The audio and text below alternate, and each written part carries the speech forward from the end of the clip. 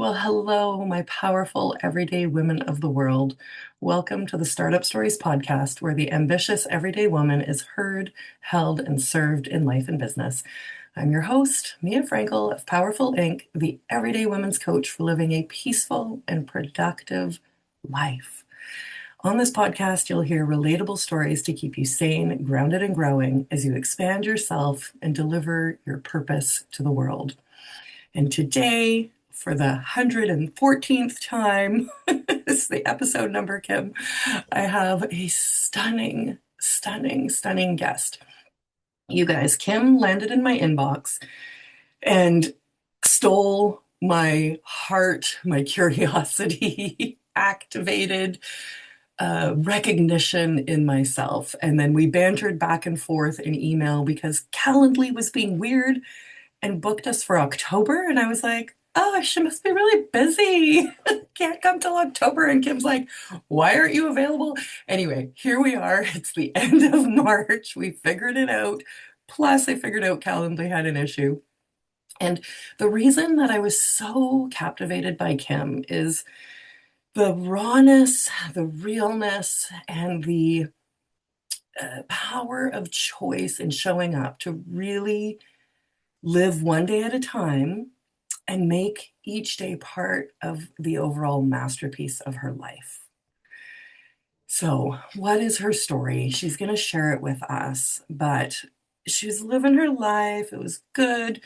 You know, she had a few life experiences around the end of the 90s, 2000s, where her dad passed away, and it shifted some of her perspectives as a parent's death will do. And she leaned into yoga and leaned into fitness and leaned into kinesiology and became a body expert and a mind expert and unified the journey of, I'm going to add, of the soul, the heart, and the mind.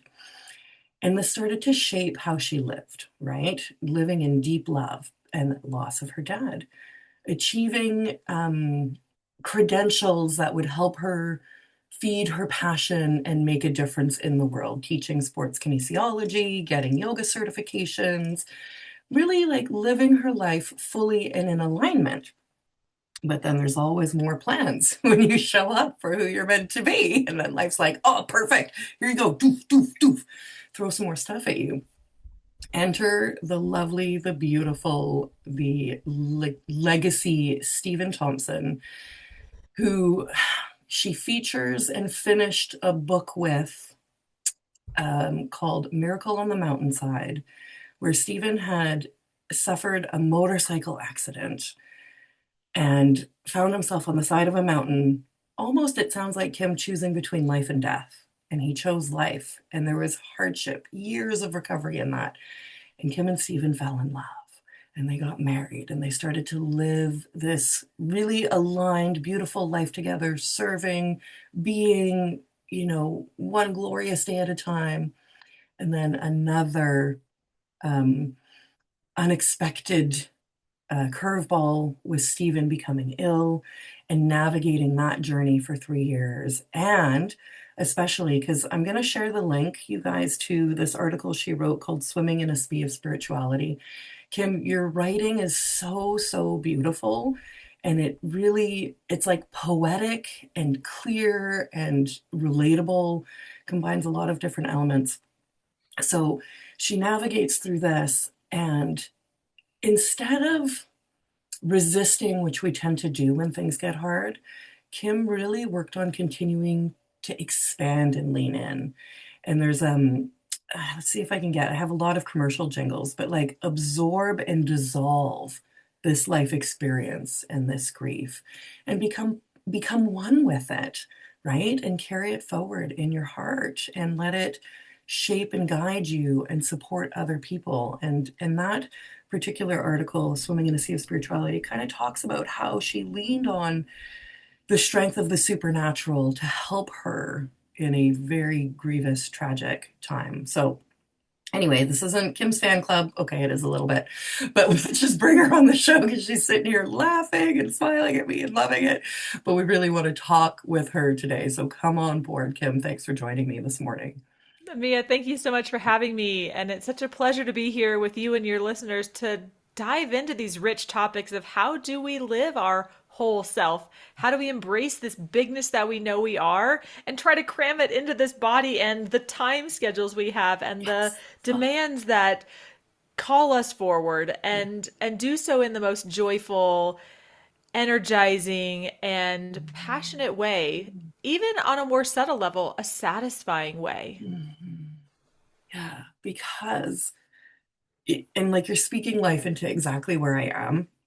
Kim, you don't know this yet, but I, through the podcast, got invited to life coach on an incredible women's trip happening in South Africa in 3 weeks from now. And I have a young child, I have a stepdaughter, I have like the whole full family life, I have a full-time job, blah, blah, blah.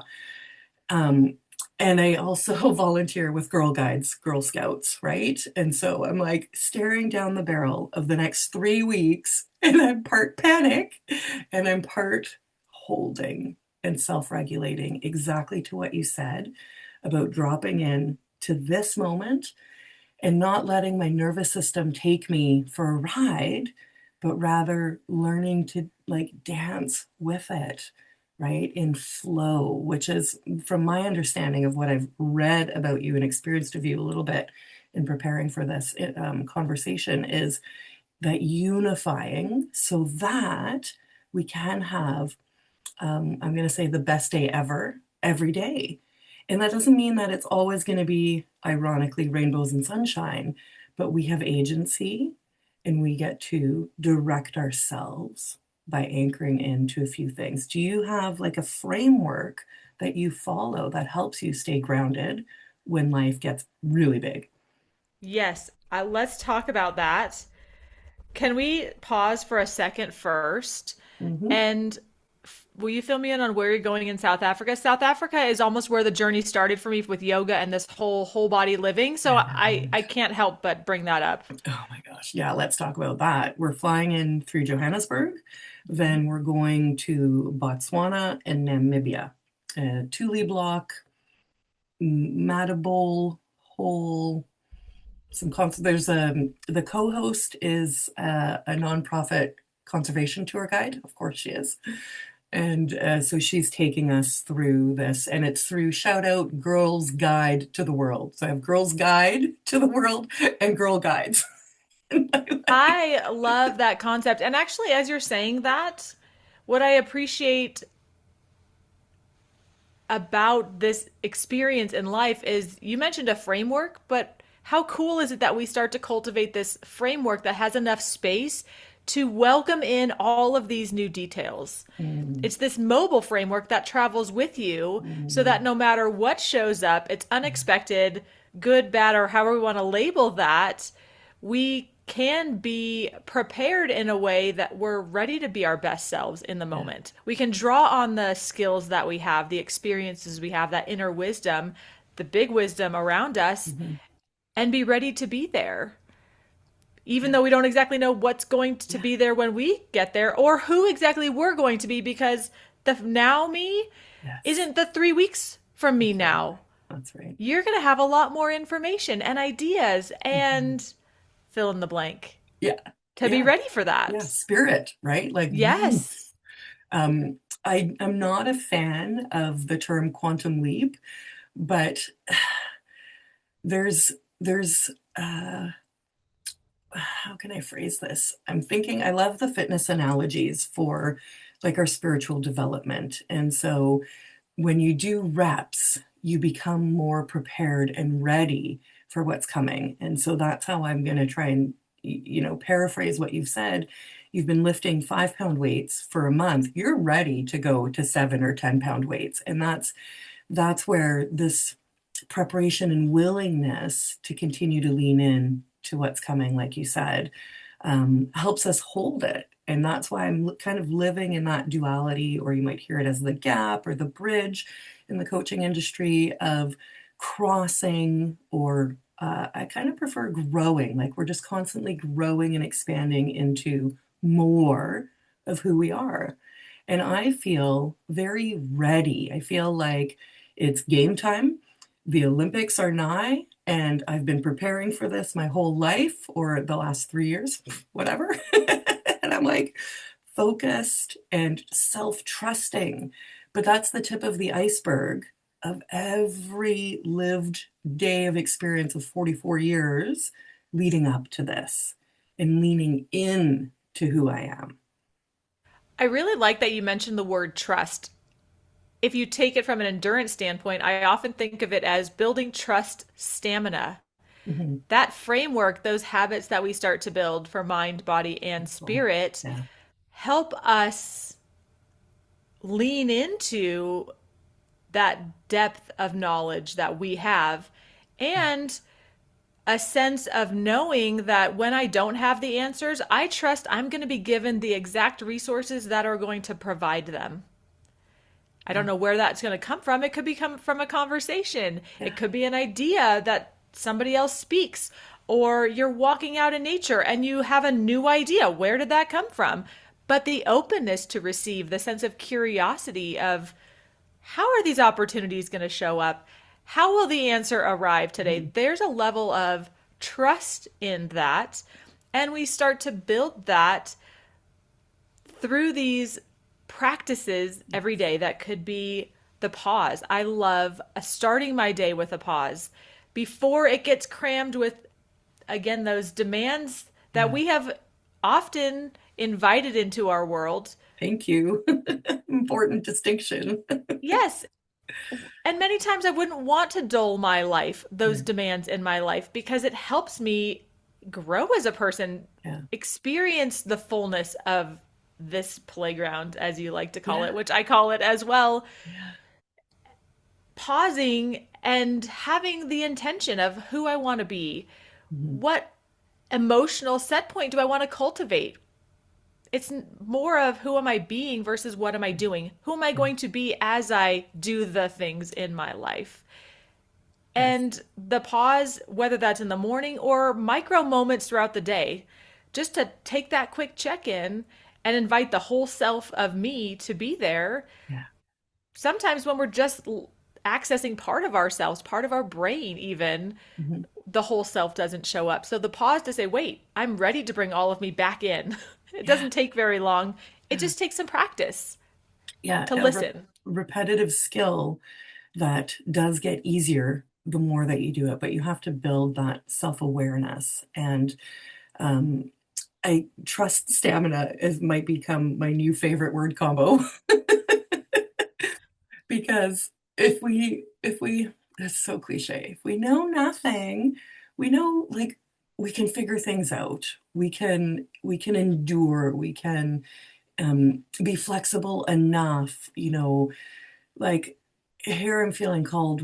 I've read some very um hard biographies about women who, or just general stories, but women who have endured true suffering, where, like, they were kidnapped and tortured and raped and held hostage for a long time.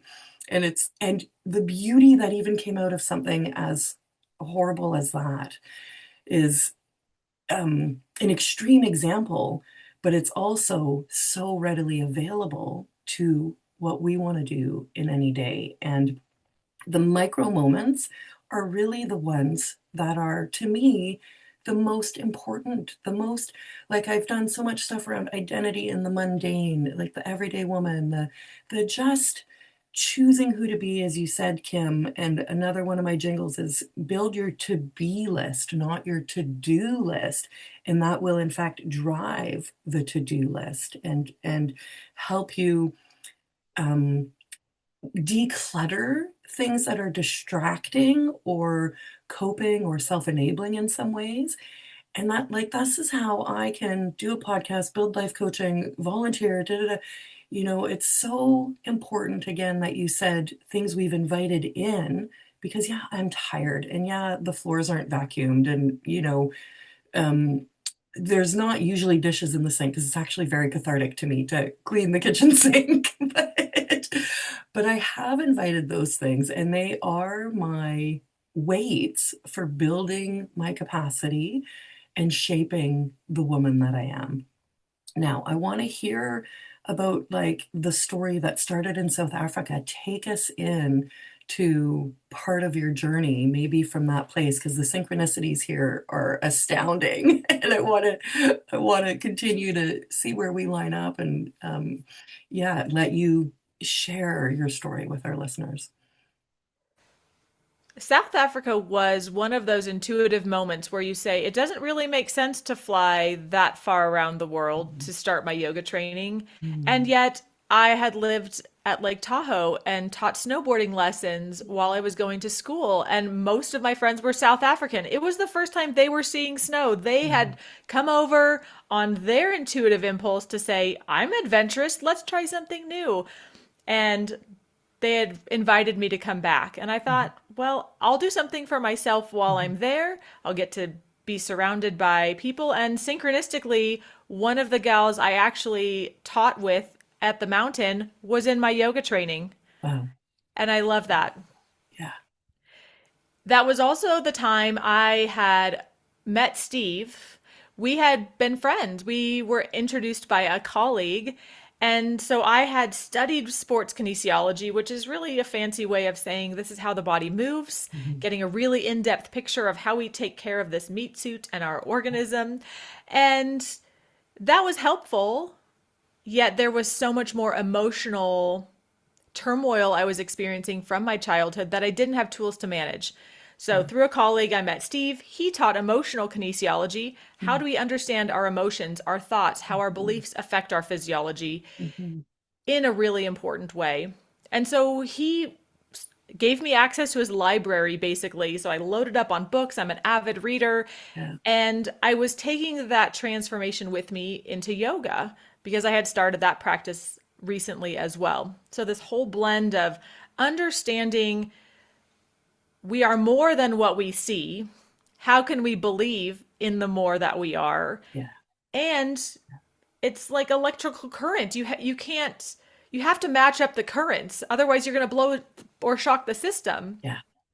That's it. So That's, let's yeah, the nervous system runs away on you because the soul, the emotions are calibrating at a different frequency, and you want to bring them all together so yeah, I that want they, this high yeah, level of energy yeah, flowing through me yeah, without shock, without creating overwhelm yeah, or uncertainty. yeah, And then from the spiritual sense, you see this big picture, and we have to, in this human sense of time and space, let's yeah. chunk it down. I can see Mhm. my business. I want to do this writing for the rest of my life. I don't need to do it year one.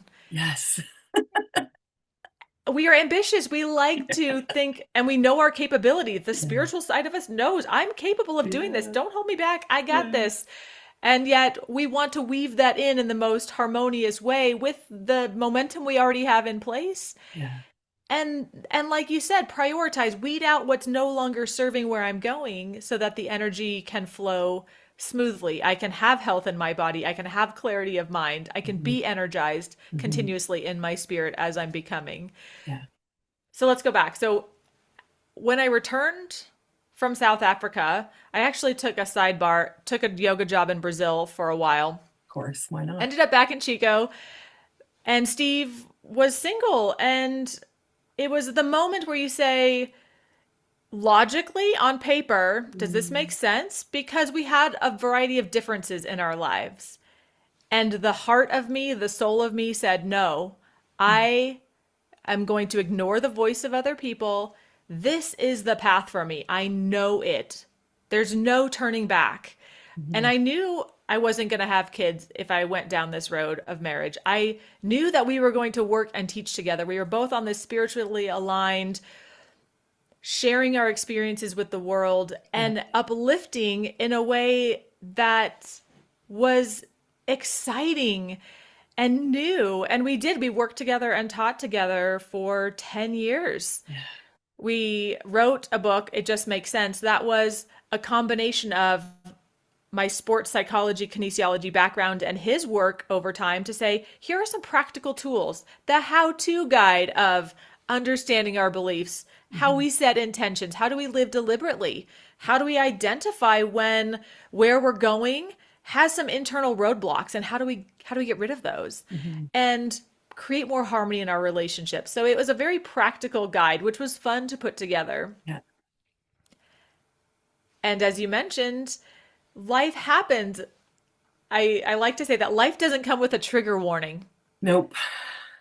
As much as we'd like to be comfortable and coddled and feel Hmm. like it's a smooth ride, Hmm. those upending, surprising Yeah. curveballs, Plot they twists. offer the opportunity to up level the skills we Hmm. have, the ideas we have, put them through a new lens and see how is this working for me instead of how is this challenging me. Hmm. So when Steve became ill, we were very aware of the chance to strip away the superfluous, to get rid of what wasn't necessary in the moment, Yeah. and choose love. Yeah. Choose what mattered.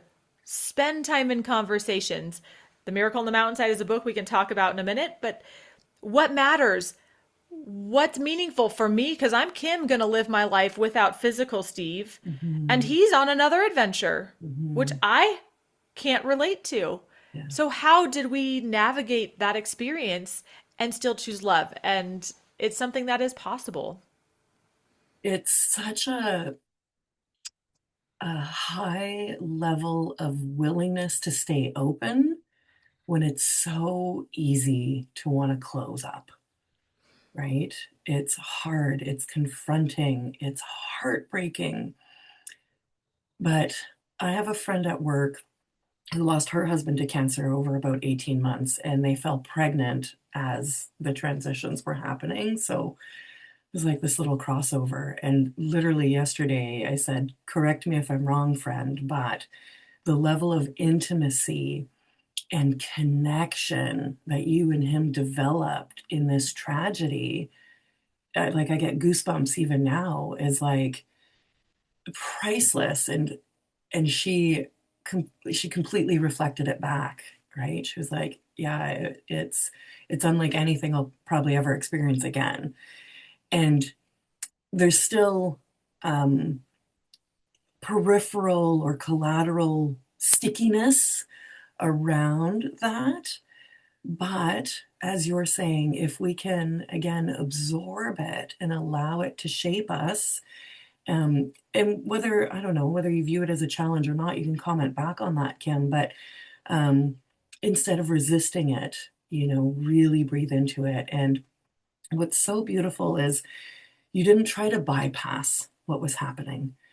And I find in North America, sure, we just want to get past it. I'm noticing this with myself too. I just want to get past this bad bit. I just want to get through. And I'm a problem solver. I'm a fixer. Let's go, let's go, let's go, right? Generator energy, crazy.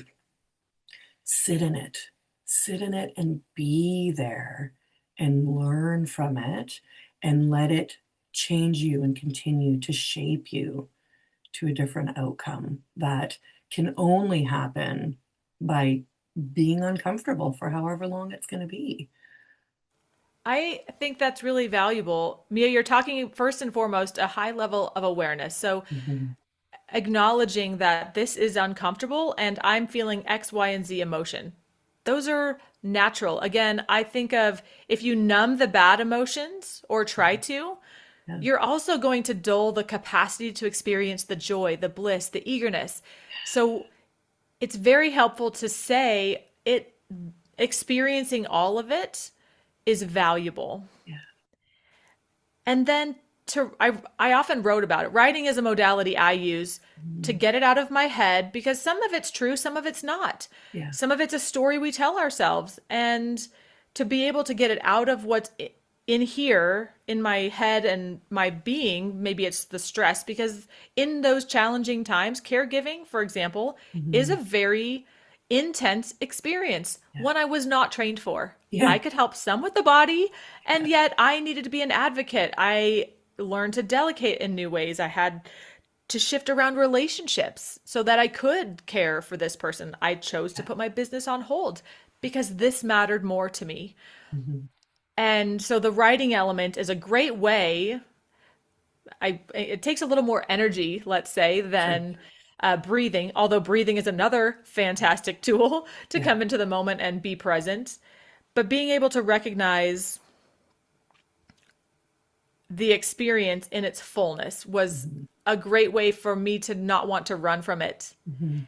And you might appreciate this. I found, as aware as I was through it all, Right. after Steve made his transition, I realized I wanted him to be out of pain. I didn't want him to be gone. And Right. that was interesting. And then you go, Right. okay, or I should say, and that's not going to change the fact that this is where I stand. Mhm. These are the options in front of me. How can I choose to be the best me in the circumstance I find myself? Mhm. I think writing his book was a great way to process Yeah. the appreciation of his life well lived. You mentioned his motorcycle accident. It was an incredible experience. Can you imagine 6 years, 3 years in a hospital Right. bed, three more to learn how Right. to walk? And the resilience, the inner Mhm. strength, the trust of the guidance within from Yeah. above and around us, how Yeah. that was just remarkable. So his level of stability in Yeah. his body was something I found really magnetic. And at the same time, I thought to myself, I don't want to go over a cliff to know that I have access to it. And I think listeners need to understand that too. The challenges are the fire that help refine us. Yeah. And it's okay to celebrate the experience we have without being burned. You know, a, thinking of Steve in that moment, who would choose those 6 years? This is such a profound analogy. Would you choose those 6 years or the quick escape of death? And we make micro decisions like that every day in how we react, in how we elevate emotionally to a trigger rather than holding steady for just a beat longer to let it settle in and make that more soul aligned choice. And we might say, gosh, Steve went through all of that and then he had to leave anyway. But in those that initial 6 years, his 10 years with you, you know, both of you would say, even in 30, 40 years from now, whatever else happened in life, if you knew this day, what are we, 2026? If you knew this day, 2066, would you still? And this like the reverse engineering of how to show up every day. 100% yes. I don't want to trade my lived experience. I want to continue to be shaped by it. And I want to find ways to really embrace it. And this is where the power of one day at a time guides you. You guys, it doesn't mean perfect, doesn't mean performing. It means this beautiful living in the duality of love and pain, of strong and soft, of resisting and welcoming, that dance together. And as you said, Kim, finding a way that helps you process it, and not get too lost in one way or another. So, question then, from having gone through that life experience, did you have your sort of on the floor moments of despair? Of course. I would not, I'd Right? be a robot otherwise if I did not feel the pain, right? Exactly. I often likened the first year without Steve to being on a teeter totter Yeah, opposite a sumo wrestler yeah, because I called him grief. He was intimidating, yeah, massive, seemingly impossible to overcome. Even though I knew this was coming, I yeah, knew the time without Steve would arrive. yeah. And there is the logistical unraveling, the deconstructing of a life you've crafted together. Mhm, That was beautiful. mhm, And could I find beauty in that deconstruction? There were incredible moments.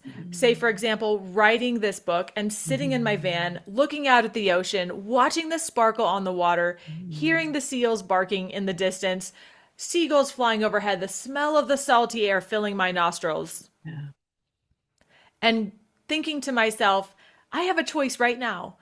I can be sad that this person I'm writing about isn't here with me. This person I shared life with is not here for me to hug.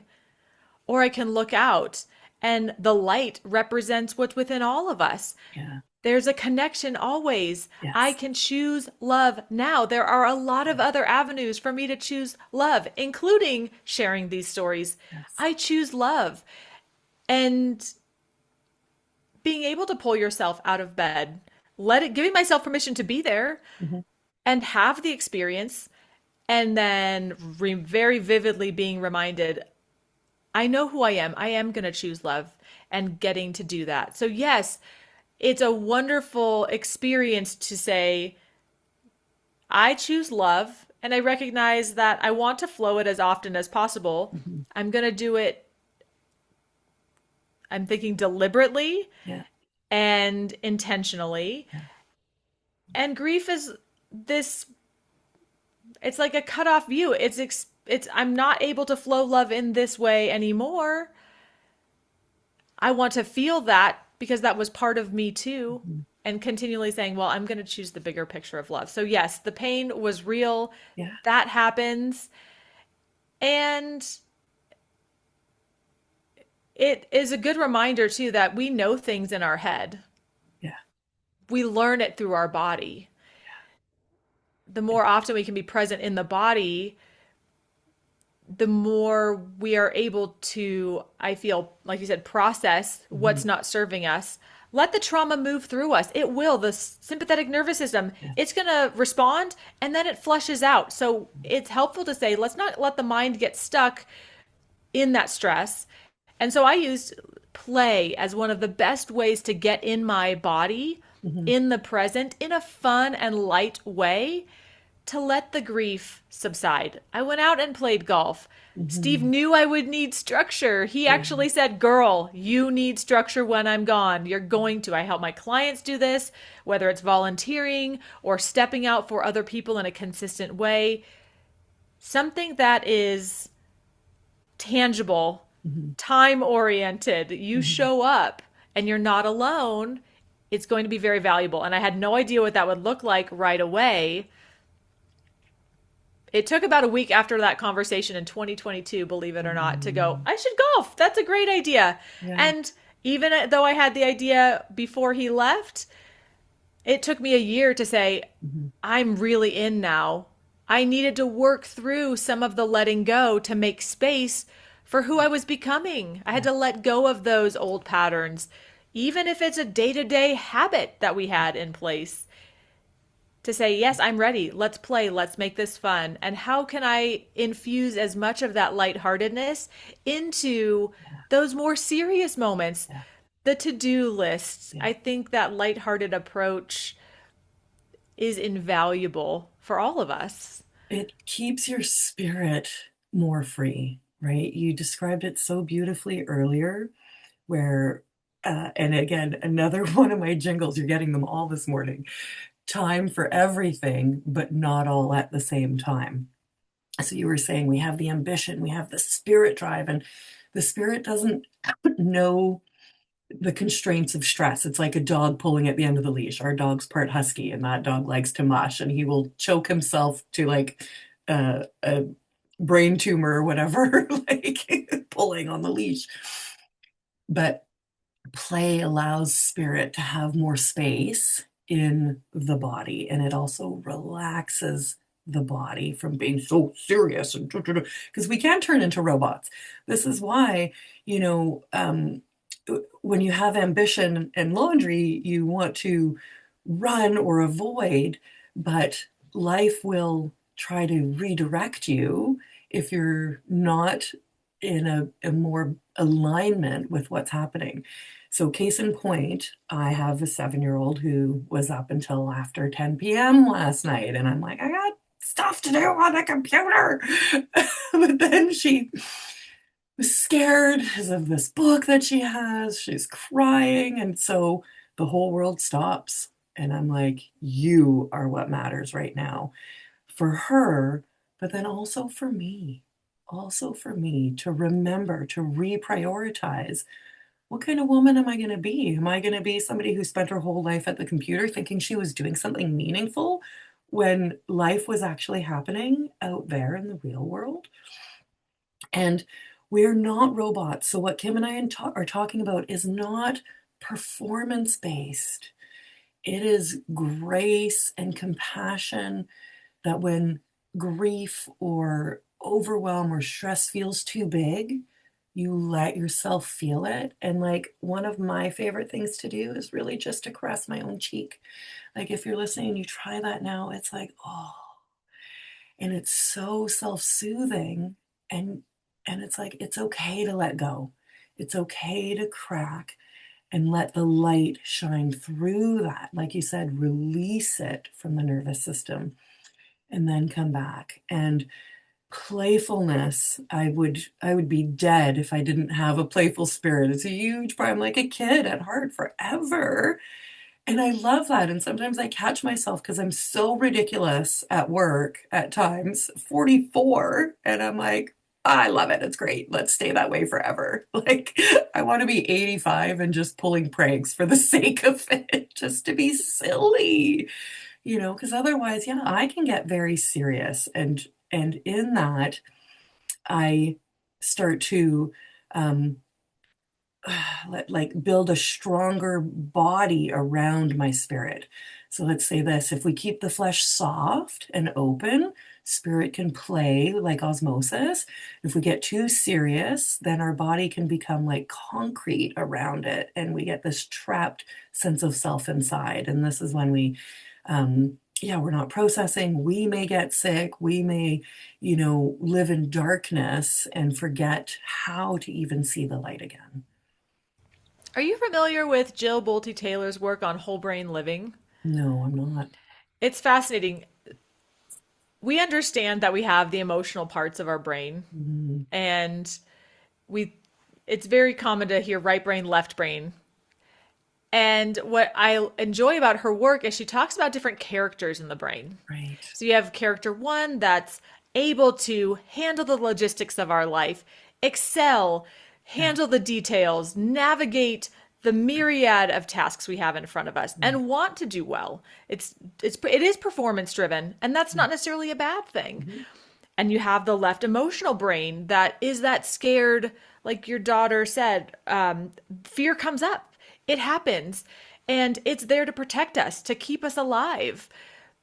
I mean, it's a problem when it gets unstuck and that dictates our decisions. If that's the character that's guiding us, then we are not going to be able to experience the bigness of us.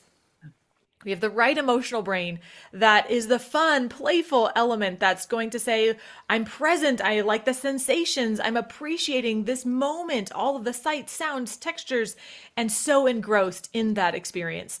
And then you have that right brain side of us that is connected to the whole, that knows we are bigger than what we see. And it can Mhm. tap into that sense of harmony and perfection in the universe, and we are one with it. That drop of water in the sea of spirituality that I Yeah. wrote about. Yeah. Now, I took her book and I like sports, so I go, ooh, a sporting analogy, I can Mhm. come up with that. So when I was thinking about a volleyball match, you have 3 hits on each side before it goes over the net. Mhm. Well, the first pass, I think of as that fourth character, that spiritual self, our deep knowing that all is working out. Even though we can't see the details, the threads, the things already in motion, that character four in our right brain does. So that's the pass. And they pass it perfectly to our setter, that playful, it's present, it's thrilled, it's adrenaline. Let's make this as engaging as possible. It's connected. Let's invite more people. They're the setter. They can loft the ball beautifully into the air. And they also have a perspective that it's all going well. Mhm. And then I think of the first character as the person that's going to crank the ball. It's going to crush it. That's the competitive edge. Yeah. They're going to see the space on the court that's open. They're going to shift their plan and they're going to be able to execute based on the skill set that they've developed, that we have developed. We have that within us, unique skills. And then you go, well, wait a second, where'd character two go? Yeah. I think of that as the medic or the trainer on the sideline that's Mhm. been warning us, okay, be careful, you don't want to get injured. I'm here if you are injured. I'm going Mhm. to keep you safe. They're on the team. They just often don't get the voice. Mhm. They don't get the ball. we Yeah. we recognize when they have the ball and we go, okay, give it back to a player that might Yeah. have a better perspective. Yeah. And as part of that analogy too, I like that there's coaching on the team Mhm. because we do have limitations in how we see ourselves. It's nice to have those around us that poke holes in our fake stories, the Yes. limitations we're going to put on ourselves. They can offer a different insight and perspective to help us thrive.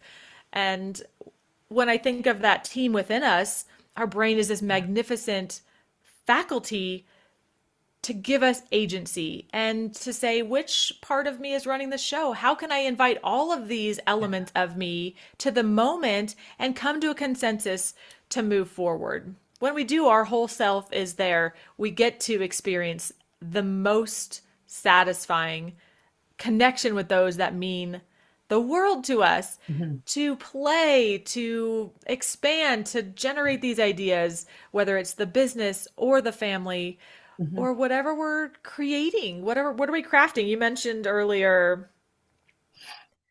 we're building this masterpiece. I like Yeah. to think that we're curating our lives. Yeah. Of And course we are. that's some intentional Yeah. moment to moment Yeah. presence. Yeah.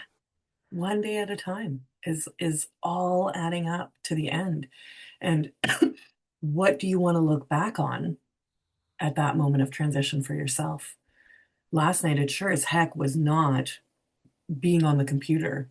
It was being there for my kid who was scared of something in a myth and legends book. I got you. You're good. It also drew me away from all the noise on the court. Such a beautiful analogy, Kim. It's like I can see the whole thing. And my stepdaughter played volleyball, so I've been courtside. So I like, and what a way to get a 40,000 foot view of ourselves Hmm. and understand logically, but even a bit metaphysically, of what's happening inside so that we can more direct the cast and crew and apply more agency. Example, this morning, wake up, squirrel brain or hamster wheel brain running.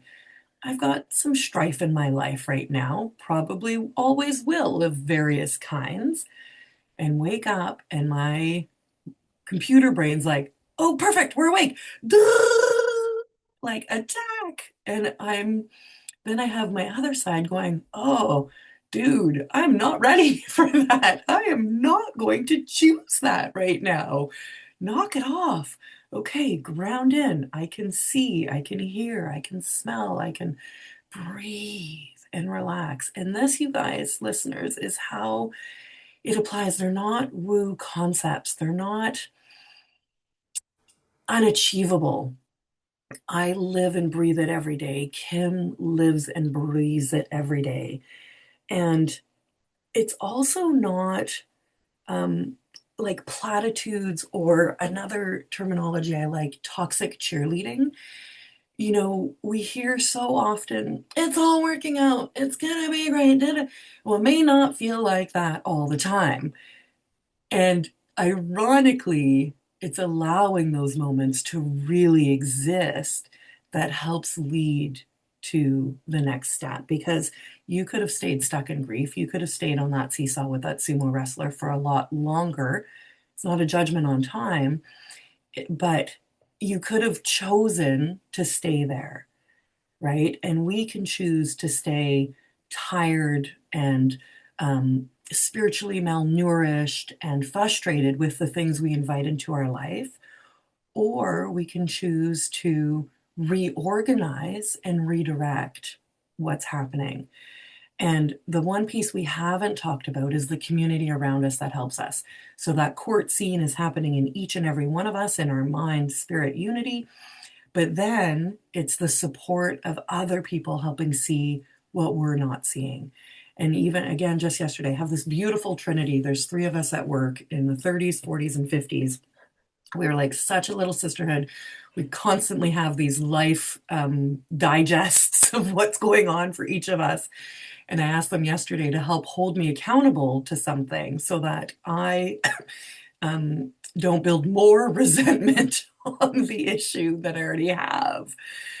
And that community and others in my life, you know, online, in person, continue to help shape me and hold me forward. And so, something I've often said to important women in my life is, I'm going to take up the space behind you so that you can't go back to the past versions of yourself. Right? I'm going to be like this rock wall that, no, no, no, no, no, no, keep going. Yeah, you got this, you got this. Or even if you don't, I got you. We're doing it together.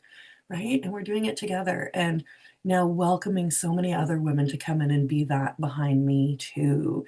And that makes it more sustainable. That makes it less entirely up to me, even though I'm not giving up my sovereignty and my agency. I'm also, as you wrote about, not having to be and do it all myself. Completely. It's amazing. We are so fluid, Yeah. and our relationships are as well. And recognizing that as we grow and change and shift, that's going to ripple out into our experience. And building the skill of asking for what we need, asking for what we want, asking Mhm. for space, Mhm. taking it for ourselves when we need it, allowing people to show up and support us. It's so easy to want to push it away, to say, oh no, I'm stronger if I can do it by myself. Yeah. And that's a falsehood. Where did we get that idea? Yeah. And at the same time, also recognizing that how we need support changes. Yeah. And it's great to say, I think in this process of Steve, for example, to give myself permission to change and to recognize how that's going to change my relationships and not have a picture so set in place Mhm. that I'm trying to now navigate and pretzel myself into this preconceived idea. Mhm. The relationships are changing. I'm allowing some to be distant. I'm allowing some to be close. There have been new friends that have been brought into the picture. Yeah. And the softness that comes when you stand together, like you said, weaving the thread of our lives together, we create this beautiful tapestry.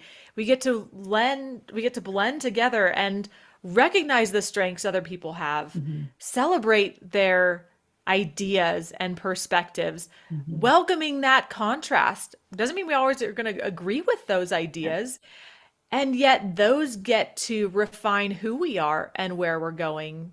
Yeah. It's a big celebration. Yeah. And I also learned in this process, it's okay to disappoint the expectations of others. It's It's you love necessary in a it way, is you necessary. know, because you were saying about being your whole self, and this is how you be your whole self, is really showing up. Again, oh my gosh, they're just pouring out of me. Another jingle.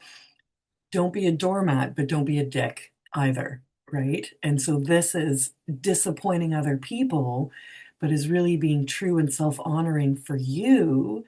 And then that's up to them or not to manage themselves and their reactions.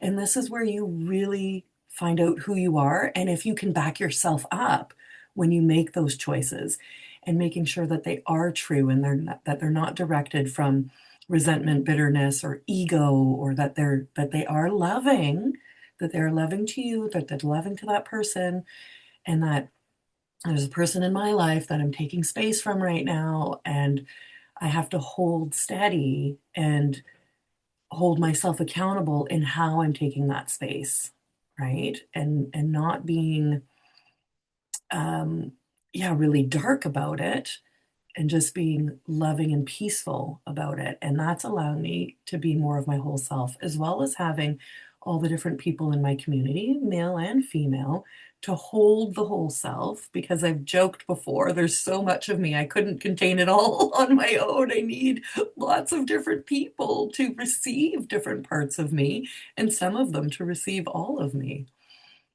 I was thinking this just yesterday. Loving me does not mean I love you less. Yes. and the expression of love changes. Yes. And sometimes it might be invisible to how it's perceived by somebody else. We can know in our hearts, I am flowing love out. I want it to come through me and out of Hmm. me Hmm. always. My Hmm. goal is to open the valve more and more and more. Yeah. I want to be that channel. And it's really exciting to see how you get to do it, Mia, how I get to do it, and pay attention to how other people are doing it. And the practice of opening that valve to love more and more, it fills us up. There is no lack in those moments. That does allow us to be our whole self. Yeah. Yeah. And to learn, this is going to sound funny maybe, but to learn about love because we see how it's expressed through different people. They think they might be loving. It's just different than how we're choosing. So, what is love? Baby, don't hurt me. You guys remember that song? um, the playfulness and defining that for yourself. And so, Kim, what would you describe some characteristics of what that feels like, what that looks like as it emanates through you? Receiving it or giving it or Yeah, both. all of it. Yeah.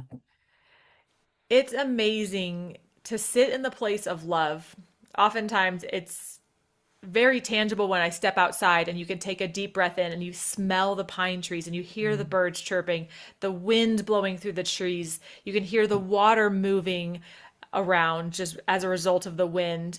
It's waking up and hearing my dog snoring. It's this yeah. perfection that everything is in harmony and it infuses every cell of the body as if there's no permeable membrane. It is, or there's no membrane at all. The whatever is membrane is there is permeable. It's going back and Yes. forth. Yes. It is fluid. There's a sense of expansiveness of bigger than your skin. And it's almost as if I close my eyes, I could picture the room without me in it because I'm so Hmm. part of it that it Hmm. is. And there's a peace in that, a sense of I'm so big, it doesn't matter about my body. It's bigger than that. It's Yeah. broader than that. It's infinite. Yeah. And then it brings a smile to my face, and the lightness, like a bubbling effervescence in my heart and underneath the skin, knowing that I get to be in this body. I get to be in this reality to create and co create and have unique interests and ideas. And then it percolates in the mind Hmm. these opportunities for creativity. I'm moving a lot. There's just this animation that Yeah. comes with a sense of being all, and it's magnetic. Yeah. And you've been in that situation where you can feel that for yourself, or you walk into a room and there's a good vibe. The person you're with Yeah. has a sense of it, just draws Yeah. you in. It feels like a warm hug. You Hmm. know that it's there. And you mentioned moments ago that the community around us is so valuable because it reminds us of those moments when we forget that for ourselves, because we Yeah. all have those moments, and that's okay. And yet, knowing if we can start to memorize what that feels like, even if it's giving your dog that hug, that warmth, it's a buoyancy that knows we're never alone Hmm. and we've got this. Hmm. That's, yeah. I mean, that's so beautifully described. A visualization and the connection to what's around us. And if the listeners can find a way to really be present to the point where you weep, like this is my nickname, Weepy, because I'm like the weepy dwarf, constantly crying. My stepdaughter loves looking at me when we watch a movie because I'm like the whole time. And Liquid love, baby. it's not perimenopause, it's like spirit living outside the surface, like you said, through that osmosis, is really feeling that connection and appreciating what's around. And it can get tangled up when we kind of uh, interact with other people. But if we can learn to stay in a higher connection of love, then we can love difficult people. And that's a practice I'm working on and enjoying right now. because there's less expectation and disappointment. And like you said, loving myself doesn't mean I love you less. It's also giving them dignity and respect to be who they are and walk their journey the way that they're choosing to. And that really starts to create freedom, and freedom is peace. And then we go on from there. And Kim, I can't stop talking to you, but I eventually have to let you go. But perhaps we'll reconvene again at some time for further conversation, because this it's so rich. And I think we've done a really good job of making it very relatable to how somebody's going to go about their day to day.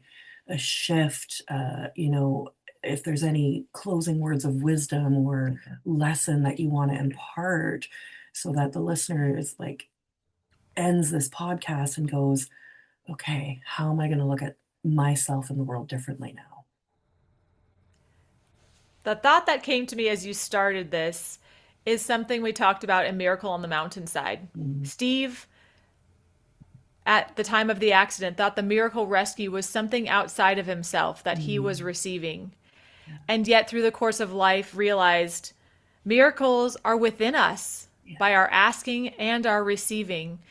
We have this innate wisdom. We have this unending drive to evolve. You call it that spirit pulling us forward. yeah, The more we acknowledge that, the more we choose love, the more we embody peace, we are acknowledging our ability to identify and receive the wonderful gifts mhm, around us. So, why not embody those miracles now? Celebrate the light, the life, the mhm, joy, just the moment, even in the contrast it brings. Those miracles are within us, available to us by our asking and our allowing. So, choose love today. yeah, yeah.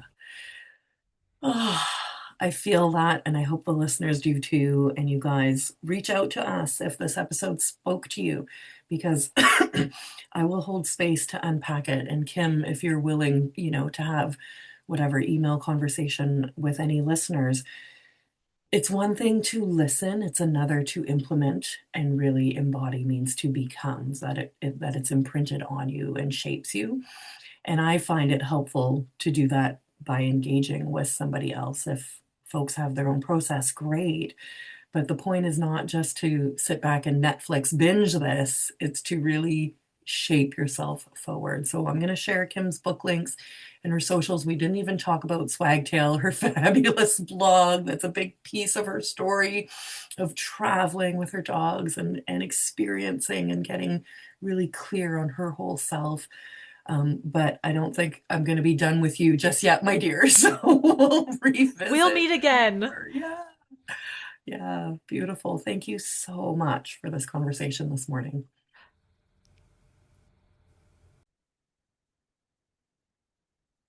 We just continued to chat a little bit after that gorgeous conversation. And Kim said something that I so deeply appreciate. She doesn't often get that deep into this kind of conversation in the day to day. And that's the space that I'm really trying to hold and invite my guests to go to with me. And I forget, because these types of conversations have become a very big part of my whole self.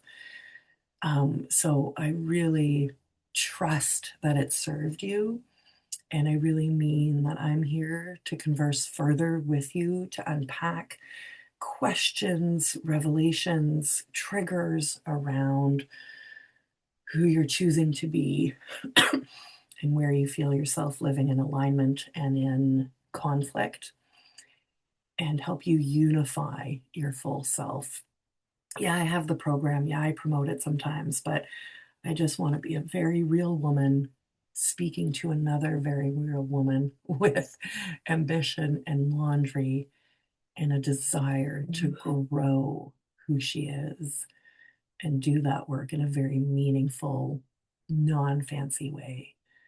I, again, am so honored that you listen to this podcast, that you join me on these journeys, and that we can experience this beautiful life together. So have such a powerful day. I'll see you again soon in the next episode. We're 3 weeks away from South Africa. I can't wait to share that with you. Follow me on socials. Everything is at Powerful Inc. POWHERFULLINC. And I'm going to put all of Kim Coco's information in here if you want to Google her right away. Well, actually, the episode's published, so you'll have it, but it's KYMCOCO. She is divine and a new gift in my life. And I'm so thrilled to have her in my Rolodex for me and for all of you. I love you. We'll see you next time.